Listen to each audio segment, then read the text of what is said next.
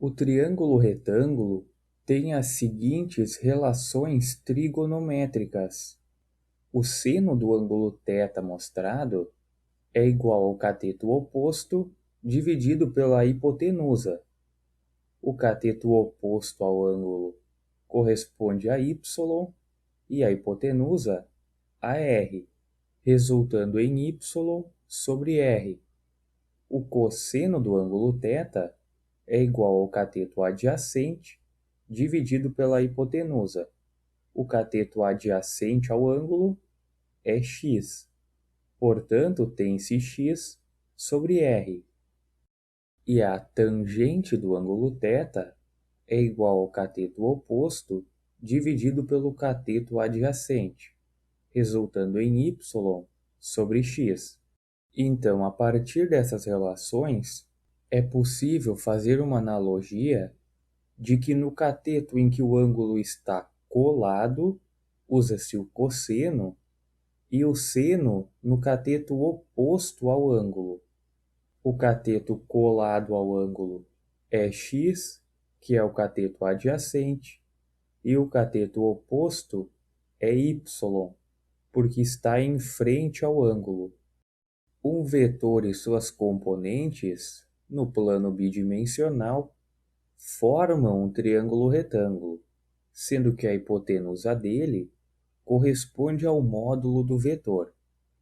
Então, no primeiro caso, tem-se o vetor f e as suas componentes no eixo x e no eixo y, sendo que o vetor forma um ângulo θ com o semi-eixo x positivo.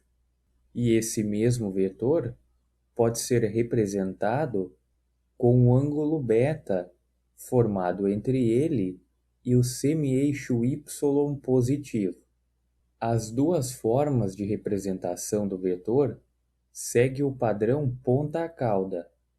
Uma componente parte da cauda, ou seja, da origem do vetor, e na sua ponta, ou seja, na parte final, conecta-se à cauda da outra componente, e a ponta dessa outra componente é conectada na ponta do vetor.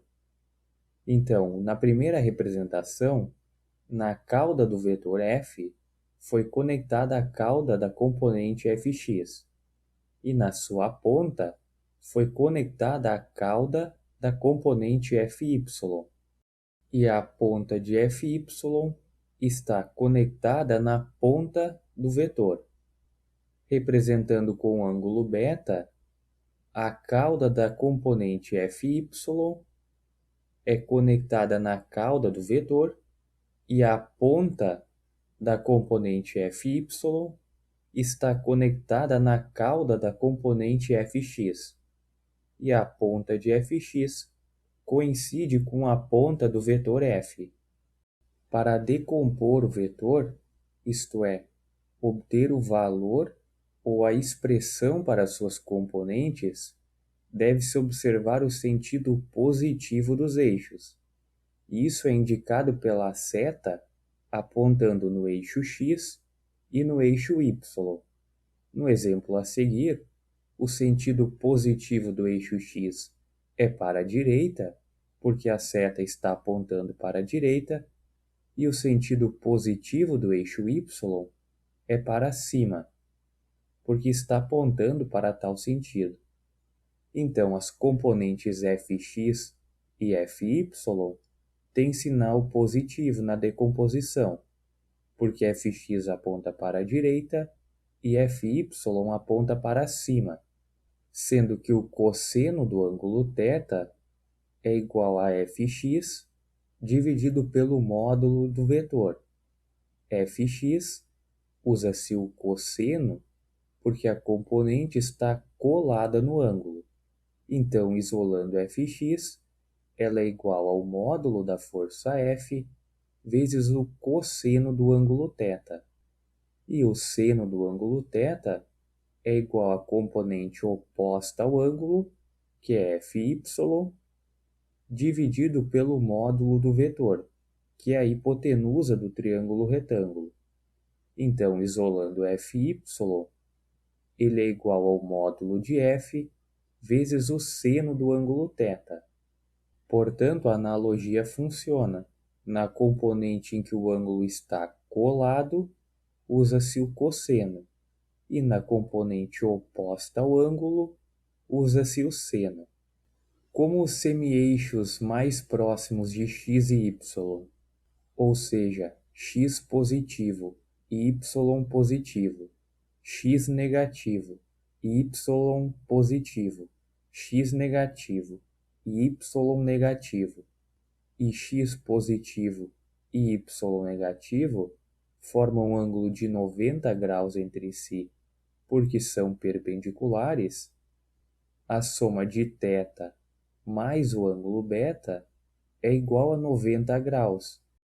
E decompondo o vetor f a partir de β, a componente adjacente ao ângulo, ou seja, colada nele, é fy, e a componente oposta é fx.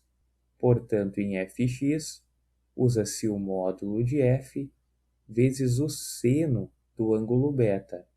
O seno porque a componente é oposta ao ângulo.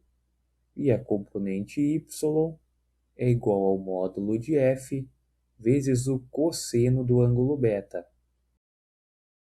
Agora, considerando um segundo caso, no que as componentes de x e y do vetor apontam para os sentidos negativos, deve-se atribuir um sinal negativo para cada componente.